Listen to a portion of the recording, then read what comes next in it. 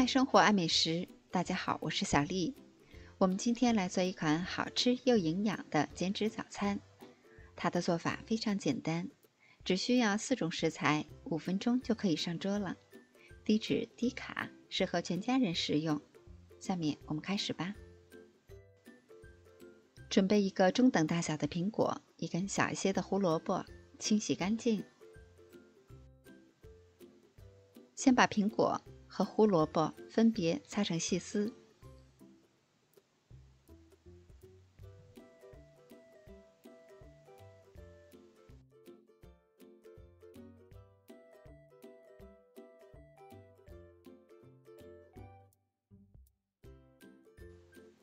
再把苹果和胡萝卜丝放入大碗中，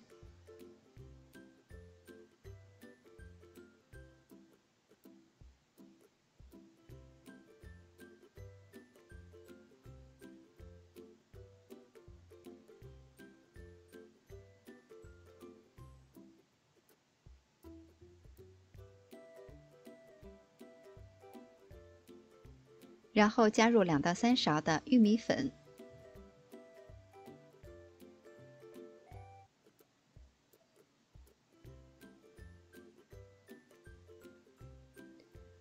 再打入1颗鸡蛋，搅拌均匀。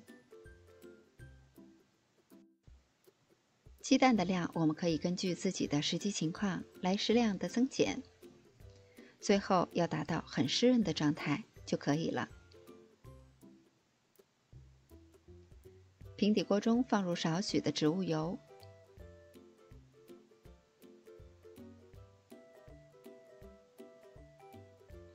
我们把调好的苹果、胡萝卜丝放入锅中，整理成小圆饼的形状。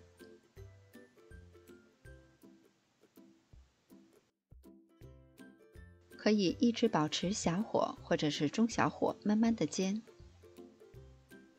煎到一面定型，金黄了以后，把它翻个面。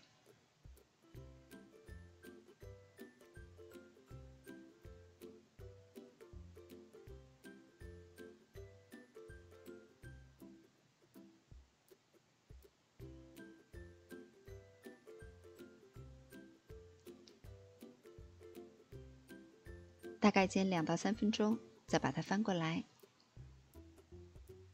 再煎大约20-30秒钟。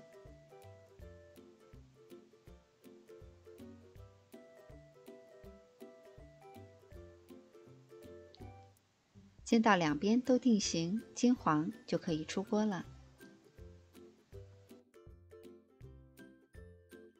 这款煎饼的做法虽然非常简单，但是它里边包含了蔬菜、水果、粗粮和鸡蛋，都是非常营养的，很适合给家人做早餐，或是正在减脂期的朋友可以当做主食来食用。这款煎饼入口以后有苹果的清甜，我们在吃的时候可以搭配上沙拉酱，味道非常好。喜欢的小伙伴们也可以动手试一下吧。明天见。